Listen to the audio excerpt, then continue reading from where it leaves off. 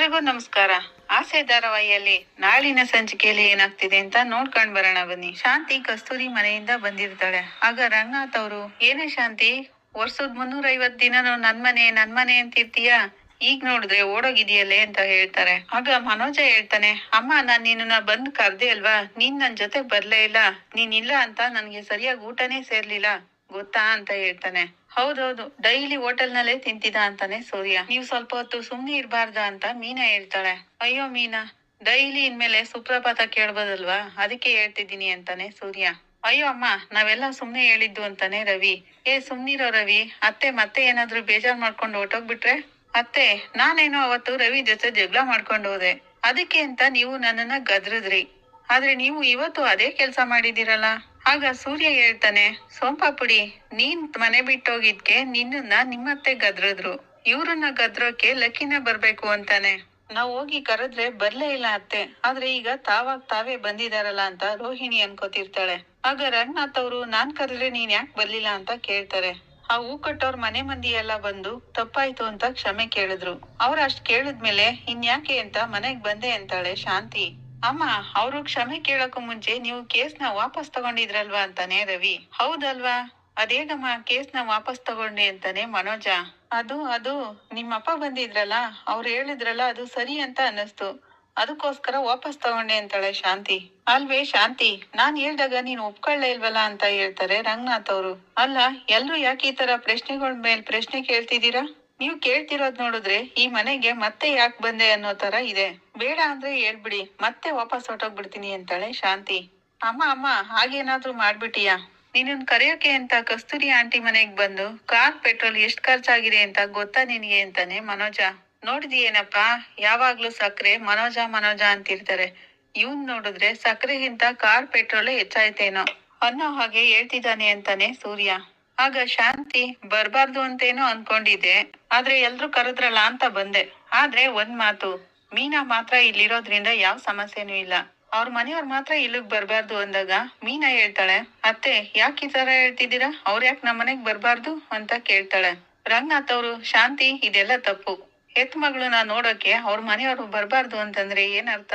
ಹಾಗನ್ನವಾಗ ಶಾಂತಿ, ಮನೆ ಬಾಗ್ಲು ತನಕ ಬಂದು ಬೇಕಾದ್ರೆ ಮಾತಾಡ್ಸ್ಕೊಂಡ್ ಹೋಗ್ಲಿ ಅಂತಾಳೆ.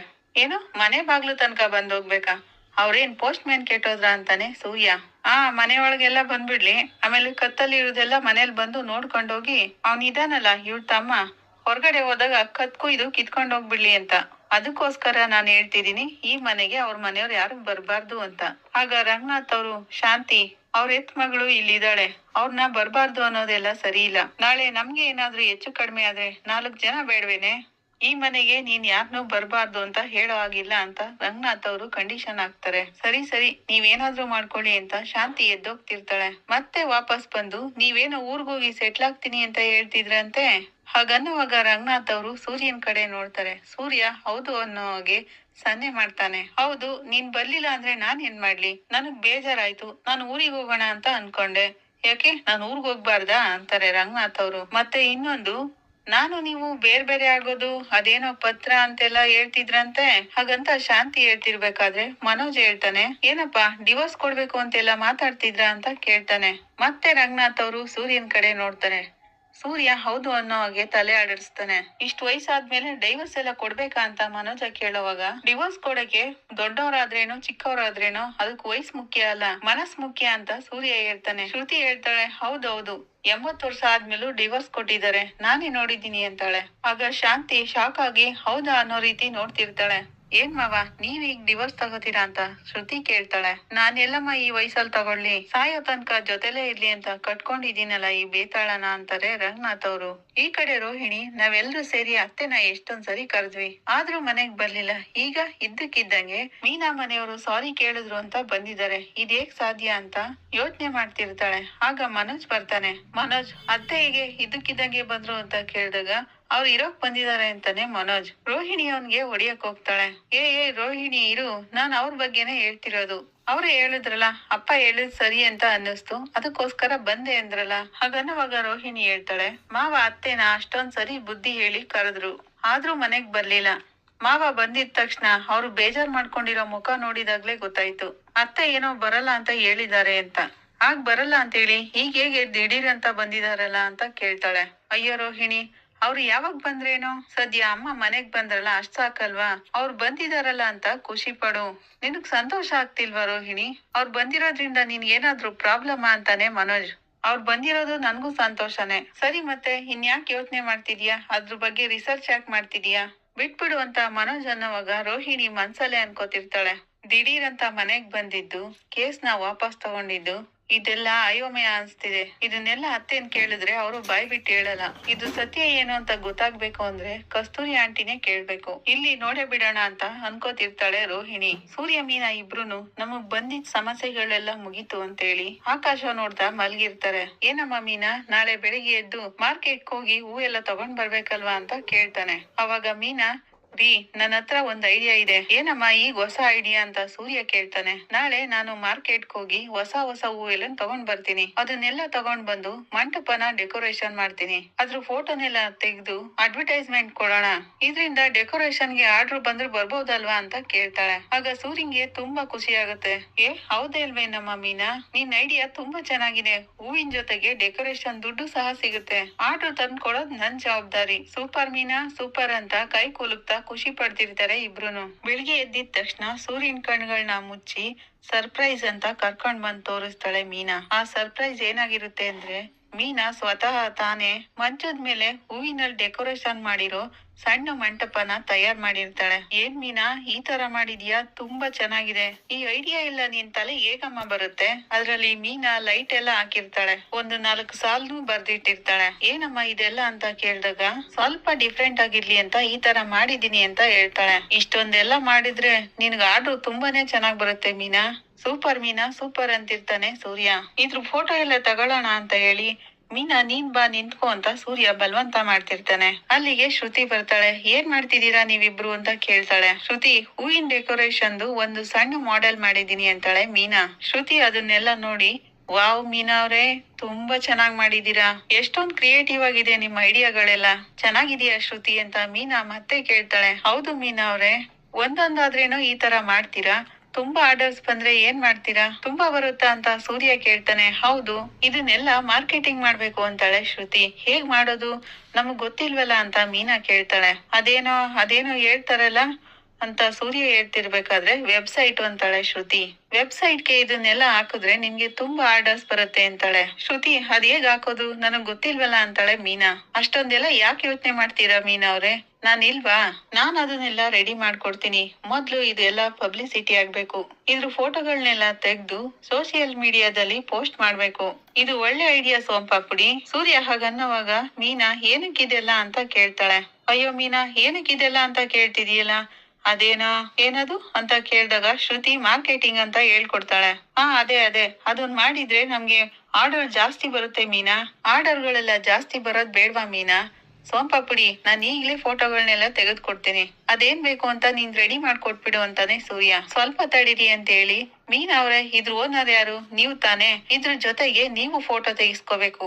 ಆಗ್ಲೇ ಮಾರ್ಕೆಟಿಂಗ್ ಮಾಡೋಕೆ ಸುಲಭ ಆಗುತ್ತೆ ಅಂತಾಳೆ ಶ್ರುತಿ. ಅಯ್ಯೋ, ನಿನ್ ಗೊತ್ತಿಲ್ವಾ ಮೀನಾ, ಅದೆಲ್ಲ ಈಗಿನ ಟ್ರೆಂಡ್ ಅಂತಾನೆ ಸೂರ್ಯ. ಅಡ್ವರ್ಟೈಸ್ ಗಳಲ್ಲೆಲ್ಲ ನೋಡ್ಲಿಲ್ವಾ? ಪ್ರಾಡಕ್ಟ್ ಜೊತೆಗೆ ಅವ್ರ ಓನರ್ ಸಹ ಇರ್ತಾರೆ. ನಿನಗ್ ಗೊತ್ತಿಲ್ವಾ ಅಂತಾನೆ ಸೂರ್ಯ. ಮೀನಾ ಅವ್ರೆ, ಈಗ ಬೇಗ ರೆಡಿಯಾಗಿ ಅಂತ ಶ್ರುತಿ ಹೇಳ್ತಾಳೆ. ಅಯ್ಯೋ ಶ್ರುತಿ, ನನ್ಗೆ ಅದಕ್ ಬೇಕಾಗಿರೋ ಡ್ರೆಸ್ಸಸ್ ಎಲ್ಲ ಯಾವ್ದು ಇಲ್ಲ. ನನ್ ಫೋಟೋ ಎಲ್ಲ ತೆಗಿಯೋದ್ ಬೇಡ ಅಂತ ಹೇಳ್ದಾಗ ಶ್ರುತಿ, ಮೀನಾ ಅವ್ರೆ, ಅದಕ್ಕೆ ಯಾಕೆ ಚಿಂತೆ ಮಾಡ್ತೀರಾ? ನಾನ್ ಈಗ ತಾನೇ ಶಾಪಿಂಗ್ ಮುಗಿಸ್ಕೊಂಡ್ ಬಂದೆ. ನಿಮಗ್ ಸರಿ ಹೋಗುವಂತ ಫ್ಯಾನ್ಸಿ ಸೀರೆನೆಲ್ಲ ನಾನ್ ತಂದಿದ್ದೀನಿ, ಬನ್ನಿ ಅಂತ ಬಲವಂತ ಮಾಡ್ತಿರ್ತಾಳೆ. ಅಯ್ಯೋ, ಅದೆಲ್ಲ ಬೇಡ ಶ್ರುತಿ ಅಂತ ಮೀನಾ ಹೇಳ್ತಿರ್ತಾಳೆ. ಸೂರ್ಯ, ಹೋಗು ಮೀನಾ, ಬೇಗ ರೆಡಿಯಾಗಿ ಬಾ ಅಂತ ಹೇಳ್ತಿರ್ತಾನೆ. ಏನ್ರಿ, ನನ್ನೇ ಬಲವಂತ ಮಾಡ್ತಿದೀರಾ ಅಂತ ಮೀನಾ ಸೂರ್ಯನ ಹತ್ರ ಜಗಳಕ್ ಹೋಗ್ತಾಳೆ. ಆಗ ಶ್ರುತಿ ಮೀನಾ ಕೈ ಹಿಡ್ಕೊಂಡು ಎಳ್ಕೊಂಡ್ ಹೋಗ್ತಾಳೆ ರೂಮ್ಗೆ. ಬೇಗ ಹೋಗ್ ರೆಡಿಯಾಗಿ ಬಾರಮ್ಮ, ನಾನ್ ಫೋಟೋ ತೆಗಿತಿರ್ತೀನಿ ಅಂತ ಸೂರ್ಯ ಖುಷಿ ಪಟ್ಕೊಂಡು ಫೋಟೋ ತೆಗಿತಾ ಇರ್ತಾನೆ. ಶ್ರುತಿ ಮೊದ್ಲು ರೂಮಿಂದ ಆಚೆ ಬರ್ತಾಳೆ. ಸೋಂಪಾಪುಡಿ, ಫೋಟೋ ತೆಗಿಸ್ಕೊಳ್ಳೋ ಆರ್ಟಿಸ್ಟ್ ಎಲ್ಲಿ ಅಂತಾನೆ ಸೂರ್ಯ. ಸ್ವಲ್ಪ ತಡೀರಿ, ಇನ್ನೇನ್ ಬಂದ್ಬಿಡ್ತಾರೆ ಅಂತಾಳೆ ಶ್ರುತಿ. ಮೀನಾಳನ್ನ ಬೇರೆ ರೀತಿನೇ ತಯಾರ್ ಮಾಡಿರ್ತಾಳೆ ಶ್ರುತಿ. ಅದನ್ನ ನೋಡಿದ್ ಸೂರ್ಯ, ಮೀನಾ ಸೂಪರ್ ಆಗಿ ಕಾಣ್ತಿದೀಯ ಮೀನಾ ಅಂತ ಹೇಳ್ತಾನೆ. ಈ ತರ ಎಲ್ಲ ರೆಡಿ ಮಾಡಿದ್ದು ಶ್ರುತಿ ಅಂತಾಳೆ ಮೀನಾ.